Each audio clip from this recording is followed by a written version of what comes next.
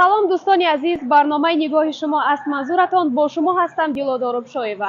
ин навбат мо ба муносибати рӯзи омӯзгор яъне муаллим мехоҳем аз бинандагон назари онҳоро бигирем, яъне нигоҳи онҳо ба муносибати рӯзи омӯзгор чӣ гуна аст.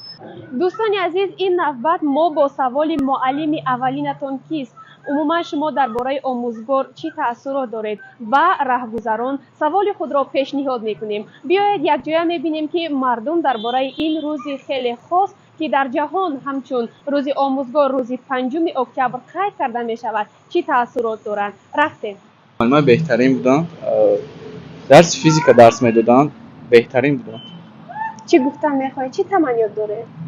ما با آنها امی دراز دارم تمانیت دارم خونه بخت سر فرزند شوند و از هیچ کمی نبینند. Всем здравствуйте, меня зовут Кумакзода Махина. Хочу рассказать вам о своем первом учителе. Первый учитель — это как наставник. Ее звали Валентина Эмировна.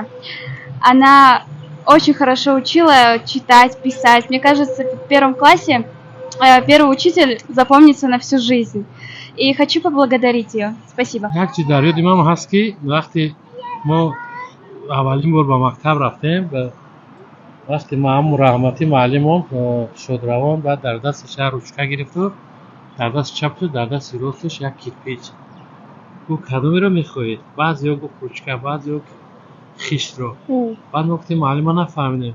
гуфт ин ручка савода, ин хишт бесаводия. албатта будем як ба шахси бо фаҳм як ишора фикрам мефаҳмад. бояд фарқ надорад, ҳама шахс бояд басавод бошад, чунки ҷомеаи ҷаҳон ҳамира талаб мекунад ки бояд мо ба мисли дигар давлатҳо басавод бошем, пеш бирем.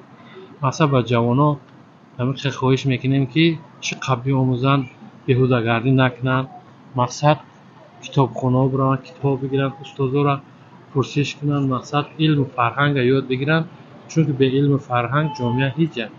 бояд одам басавод бошад. ин соли 70 буд.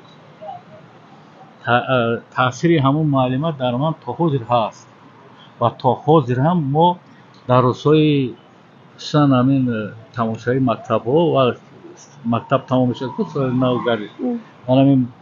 ҳамин соли гузашта мо 50 солаги мактаба рафта дар мактаб ҷамъ кардем. ҳамон одаморо ёд кардем, ҳамон фикрҳои ҳамон одаморо. барои аввалин муаллими худ чӣ гуфтанӣ ҳастед? معلم یکم فهمی زحمت تربیه همون که чӣ гуфтанӣ ҳастед? از اون رحمت گفتنی هم که در زندگیش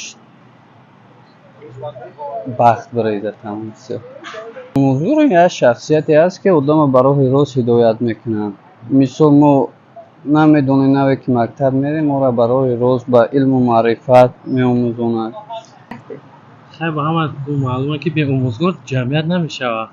وقتی که معلم نباشه کل جامعه بی سواد میمونه. معلم در زندگی هم پدر است، هم مادر است، هم دیگرها. به استاد، به معلم زندگی پیش نمیره، چون که سواد انسان در یکمین درجه از معلم سر میشود، از مکتب. باید ما جوانان نسل‌های آینده را تاکید سازیم که با استادان خوش معامله باشند، معلمان را حرمت کنند، علم و دانش بیاموزند. داوری از استادان شلا بالقصد یک شخص خاکسار بودند و آنها در وقت درس‌ها با استاد میشتن، صحبت داشتن، آنها ما را نصیحت میکردن راهی درست و غلط را یاد گیریم، در کجایی که باشه نباشه، اما وقت باید از وطن باید محافظت کنیم. با استاد خیلی که استاد با ما درس ما تکلیف درس میدادن، خیلی مشق‌های گوناگون می‌گذاشتیم برای دیدن، حس کردن، شنیدن، اتیودا، برای کار دیپلمی که استاد بسیار کارو می‌کردیم. نقش آموزگار هست، نقش پدر و مادر هست، نقش کلانسالای کوچه هم هست. فکر نکنن که وای فرزند من این خیر فرزند نه، فرزند خودت که تعریف کردی فرزند از خود نرود. باید او را چنان تربیت کرد که او از دیگر خودش فرق نکند. در جای جمعیتی باید هم که جمعیت را هیچ کس از پیش خود چیزی نشد، هیچ آهن خنجر تیزی نشد. این معنای شعر خیلی маънои чуқуре дорад, ки дар бораи омӯзгор аст. Мегӯянд ҳеҷ одам ай модари худ таваллуд намешавад олим ё ягон муҳандис ё ягон шахси дигар. Ин ба мо муаллим ё ягон муаллимай моро ба ин роҳҳо ҳидоят мекунад, ки мо ягон шахс шавем, ягон ба ватану модару миллати худ хизмат расонем. В универе я сейчас учусь в первом курсе. Преподаватели очень хорошо объясняют, и я уже привыкла. Есть такие хорошие учителя, которые уже как близкие. Кто именно? Можете сказать что-нибудь про них? Например, учитель истории России Артыков, он объясняет очень хорошо, как психолог, как наставник, рассказывает так, чтобы мы не уставали, не зевали на уроках. Очень интересный преподаватель. Спасибо. ягон ҳамон панд бошад, насиҳате ки аз устодатон дар хотиратон то ҳамин рӯз боқӣ мондааст, барои мо гуфта метавонед? инро мадару модароям бояд ба ҳамин чиз омода бошанд, розӣ бошанд, ки устод сахгир аст. Масалан дар мактаб масалан рӯзи мо мефаҳмем, ки бисёр падару модаро нисбати устодо шикоят мекунанд, вақте ки сахгир ҳастанд, ягон вазифаи сахт мезананд, бисёр шикоят мекунанд аз муаллим. Бисёр муаллимои ҷавон аз ҳамин дилшикаста мешаванд.